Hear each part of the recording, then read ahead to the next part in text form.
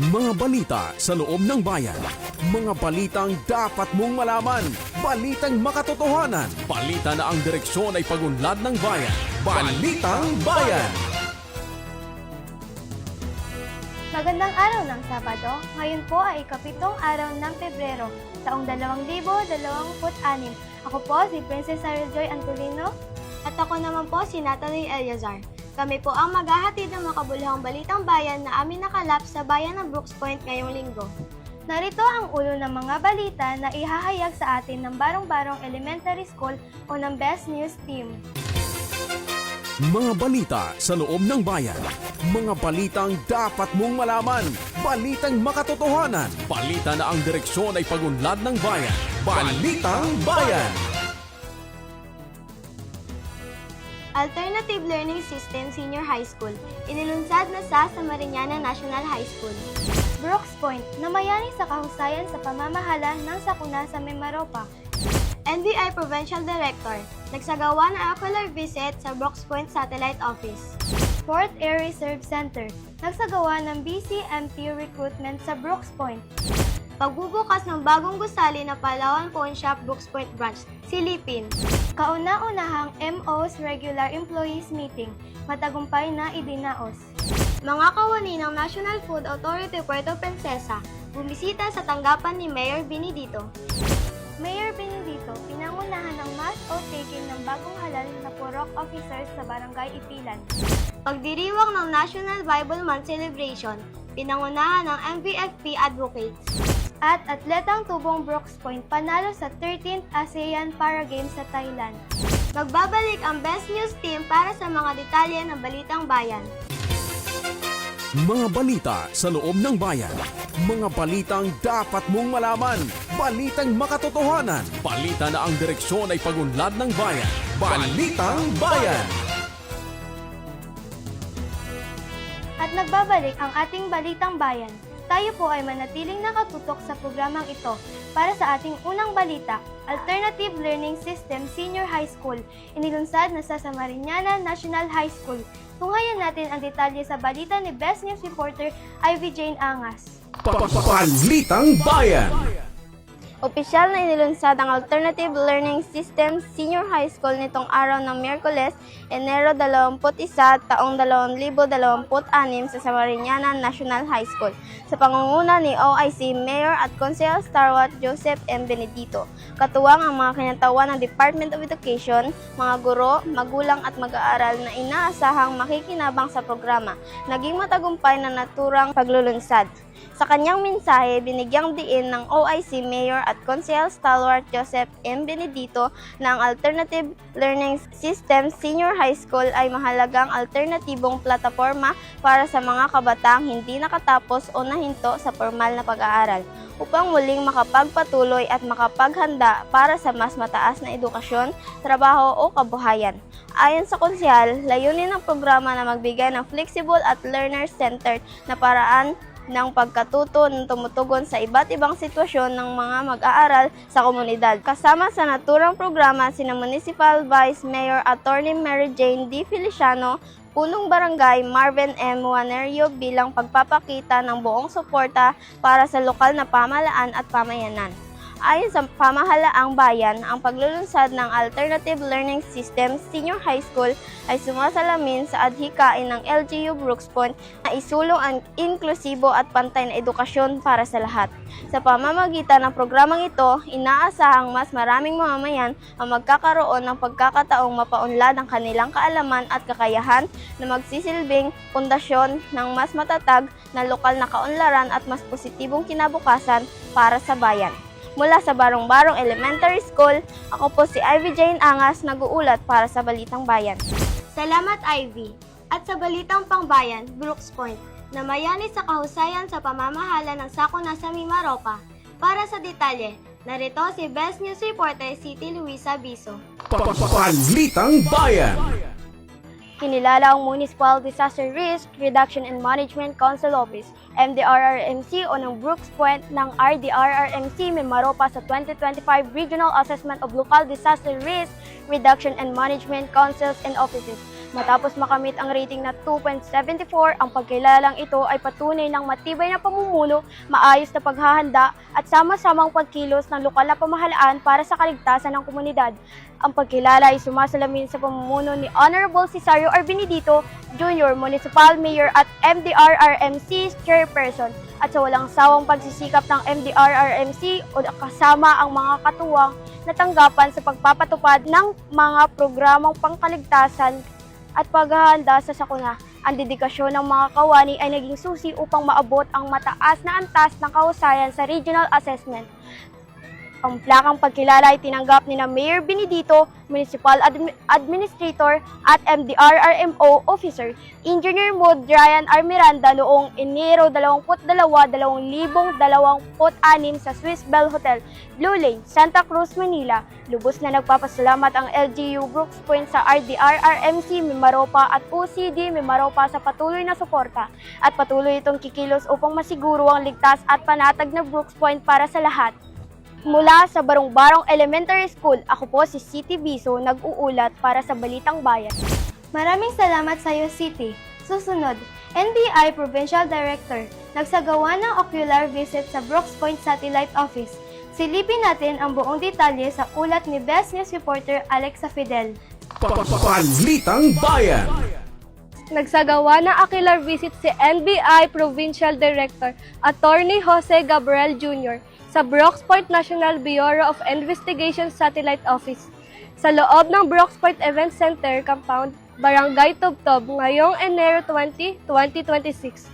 Siya ay mainit na tinanggap ni na Municipal Administrator Edgar P. Lacandazo kasama ang mga kawani ng Office of the Municipal Administrator. Layunin ng pagbisita na suriin ang kahandaan ng Satellite Office bago itong opisyal na magsimula ng operasyon sa Marso 2026. Inaasahan na magdudulot ito na mas mabilis at accessible na iserbisyong investigatibo para sa mga residente. Kabila ang mas maayos na pagproseso ng mga ulat at koordinasyon sa lokal na pulisya. Ayon sa pamunuan ng NBI at lokal pamahalaan, ang pagkakaroon ng satellite office ay magpapalakas sa seguridad at kapayapaan sa komunidad habang nagbibigay ng mas malapit na serbisyo sa Brooks Point at karatig na lugar. Mula sa Barong-Barong Elementary School, ako po si Alexa Fidel, nag-uulat para sa Balitang Bayan. Salamat sa iyo, Alexa. 4th Air Reserve Center, nagsagawa ng BCMT recruitment sa Brooks Point. Alamin natin ang buong detalye kay Best News Reporter Catherine Dayan Jimenez. Balitang Bayan. Nagsagawa ng Basic Citizen Military Training BCMT recruitment ang 4th Air Reserve Center sa bayan ng Brooks Point bilang Reserve Force Advocacy. Ang aktibidad ay mainit na tinanggap ni OIC Mayor Konsihal Stalwart Joseph M. Benedito bilang pagpapakita ng suporta ng lokal na pamahalaan sa mga programang pangdepensa at serbisyo sa bayan. Pinangunahan ng recruitment ng mga kinatawan ng Philippine Air Force na kinabibilangan nina Director for Administration 2nd Lieutenant Maria Angela Lapidario, ACADS Apprentice Air Warfare 2nd Command, DB Rose May Loza, Training Apprentice Air War Patricia Angela Cartel, at Deputy Group Commander ng 43rd Air Force Group Reserve 2nd Lieutenant Gail Rachel M. Ordinario, Philippine Air Force Reserve. Pinaliwanag sa aktibidad ang mga kwalipikasyong, kinakailangang dokumento at proseso ng pagsali sa Philippine Air Force. Ayon sa Philippine Air Force Reserve Command, bukas ang recruitment sa mga Pilipinong 18 taong gulang pataas na may mabuting asal, physically at mentally fit, at nakapagtapos ng high school o mas mataas. Pinalawig ang pagtanggap ng mga aplikante hanggang alas 12 ng umaga bukas, Enero 22, taong 2026. Para sa karagdagang impormasyon, maaaring tumawag sa 0917-8530-421 o bisitahin ang Facebook page ng 4th ARCENT. Mula sa Barong-Barong Elementary School, ako po si Catherine Dayan Jimenez, nag-uulat para sa Balitang Bayan. Maraming salamat, Catherine. Samantala, pagbubukas ng bagong gusali ng Palawan Pawn Shop, Brooks Point Branch, Silipin. Narito ang ulat ni Best News Reporter Riza Recto. Balitang Bayan.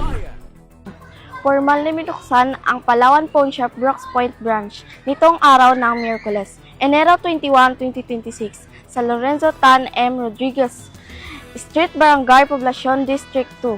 Ang pagbubukas ng nasabing sangay ay sumasalamin sa patuloy na pag-usbong ng lokal na ekonomiya, pagtitiwala ng pribadong sektor sa potensyal ng Brooks Point bilang sentro ng negosyo at serbisyo sa Timog, Palawan. Sa pangunguna at suporta ni OIC, Mayor at Konsehal Stalwart Joseph M. Benedito, binigyang diin na ang pagpasok ng Palawan Pawn Shop sa bayan ay magbubukas ng mas maraming oportunidad para sa mga residente, lalo na sa larangan ng serbisyong pinansyal, remittance at micro-entrepreneurship. Ayon sa pamahalaang bayan, ang ganitong mga pamumuhunan ay mahalagang katuwang sa pagsusulong ng inklusibong kaunlaran at sa pagpapalawak ng akses na mamamayan sa formal na sistemang pinansyal. Inaasahang makakatulong ang bagong sangay sa paglikha ng trabaho, pagpapalakas ng lokal na kalakalan at pagpapadali ng mga transaksyong pinansyal sa bayan ng Brooks Point. Sa patuloy na pagbubukas ng mga establishmento sa bayan, pinatitibay ng lokal na pamahalaan ng Brooks Point ang imahe nito. Ito bilang isang progresibo at maunlad ang mamamayan na bukas sa pamumuhunan at nakatuon sa kapakanan ng mga mamayan. Mula sa Barong-Barong Elementary School, ako po si Riza Recto, nag-uulat para sa Balitang Bayan. Salamat sa iyo, Riza. Susunod, kauna-una ang MO's Regular Employees Meeting, matagumpay na idinaos. Balitang hatid sa atin ni Best News Reporter Ivy Jane Angas. Balitang Bayan.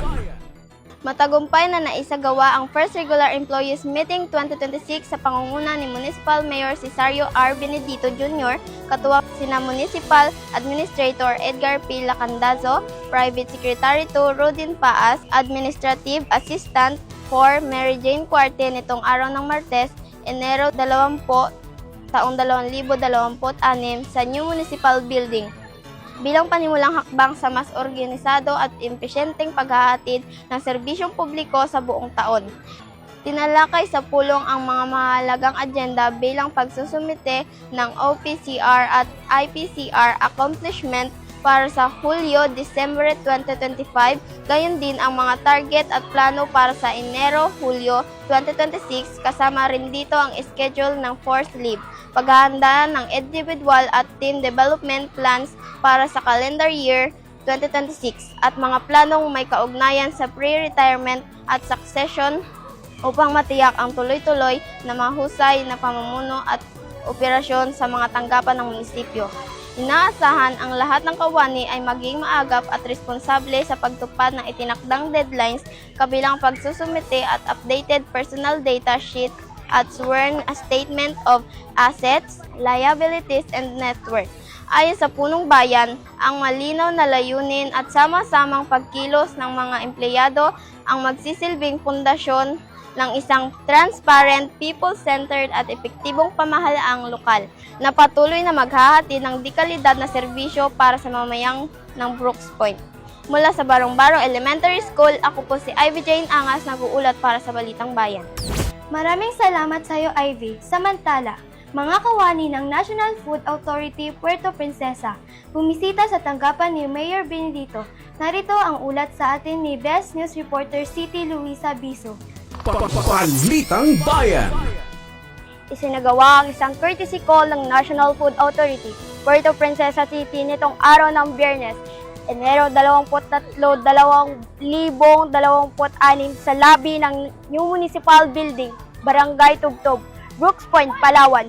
Mainit na tinanggap ni OIC Mayor at Konsehal Stalwart Joseph M. Benedito, katuwang sina Chairman Commission on Agriculture Rogelio E. Badua, Municipal Agriculturist Renato Bacosa, ang mga kinatawan at personnel ng National Food Authority na sina Assistant Branch Manager Evelyn M. Marcos, Warehouse Supervisor I.O. Rubilin Belandico, BSQAO, Bizali S. Camacho, bilang bahagi ng patuloy na collaboration upang masiguro ang sapat, ligtas, at abot-kayang supply ng bigas sa bayan.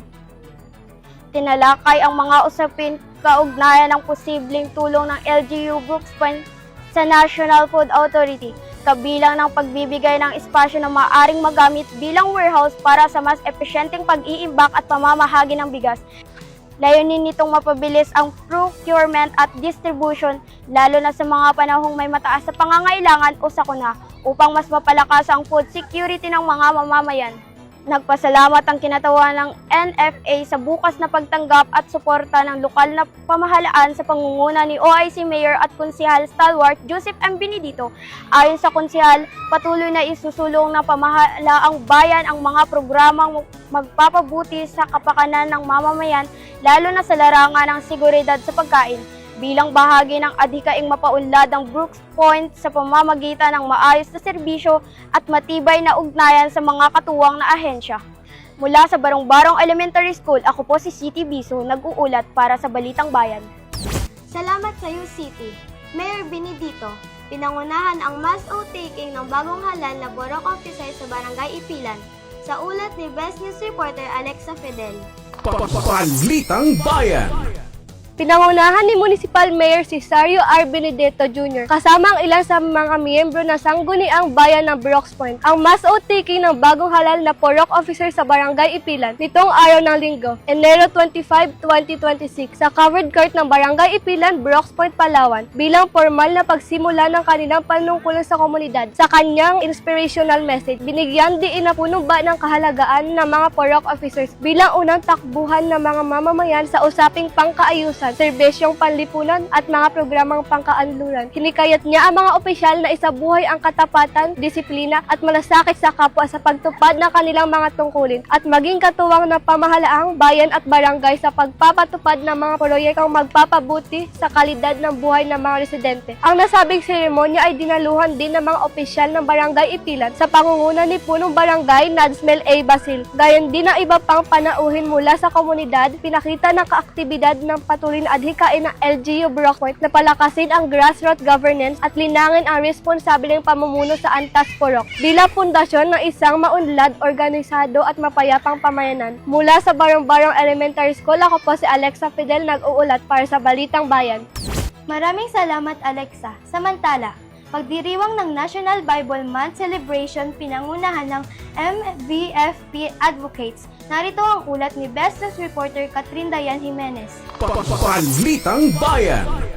Formal na sinimula ng Municipal Values Formation Program MBFP Advocate ang week-long celebration ng National Bible Month 2026 ngayong Lunes, Enero 26, taong 2026 sa pamamagitan ng isang motorcade na umikot sa iba't ibang bahagi ng bayan ng Brooks Point bilang hudyat ng pagbubukas ng pagdiriwang. Sa temang God's Word brings life to our heart and to our home, sama-samang nakiisa ang mga mananampalatayang Kristiyano sa aktibidad bilang pagpapakita ng pananampalataya at pagpapahalaga sa salita ng Diyos na nagsisilbing gabay sa pamilya at pamayanan. Inaasahan naman ang muling pagtitipon sa darating na Biyernes, Enero 30, taong 2026 kung saan sasagawa ang iba pang inihandang mga gawain ng MBFP sa Brooks Point Event Center bilang pagpapatuloy ng makabuluhang pagdiriwang ng National Bible Month. Mula sa Barong-Barong Elementary School, ako po si Catherine Dayan Jimenez, nag-uulat para sa Balitang Bayan. Salamat sa iyo, Catherine. At atletang tubong Brooks Point, panalo sa 30th ASEAN Para Games sa Thailand. Balitang hatid sa atin ni Best News Reporter Riza Recto. Balitang Bayan.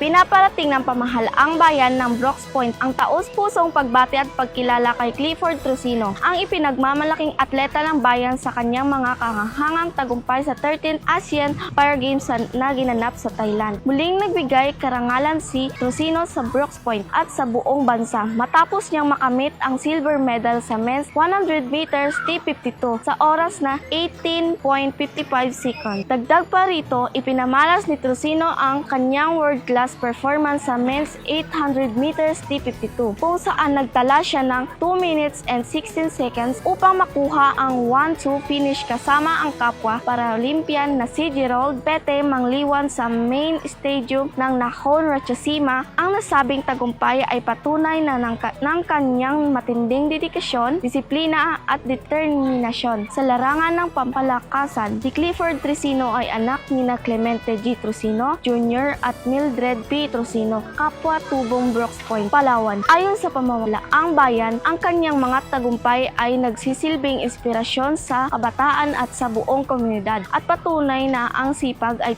tiyaga ay nabubunga ng karangalan. Patuloy na ipagdarasal at susuportahan ng mga bayan ng Brooks Point ang kanyang mga susunod pang laban para sa karangalan ng Pilipinas. Mula sa Barong-Barong Elementary School, ako po si Raisa Recto, nag-uulat para sa Balitang Bayan. Maraming salamat, Raisa. Manatiling nakatutok sa pakikinig at panonood ng ating programang Impormasyon ng Bayan para sa lahat. Susunod na sa ating programa, ang Talakayang Bayan. Ako po si Princess Sarajoy Antolino. At ako naman po si Natalie Eliazar. Kami pumuli ang Barong-Barong Elementary School o ang Best News Reporters na naghatid ng Balitang Bayan. Mapagpalang araw sa lahat, Bayan ng Brooks Point! Mga balita sa loob ng bayan. Mga balitang dapat mong malaman. Balitang makatotohanan. Balita na ang direksyon ay pagunlad ng bayan. Balitang Bayan!